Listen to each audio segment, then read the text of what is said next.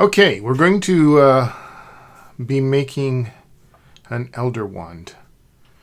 And the elder wand lights up. Luminos. No, lumos. Yes, lumos. Lumos. I better get my terminology straight. This is made of epoxy sculpt with our pin light that is going to go into the interior of it, and that we need to break out of here.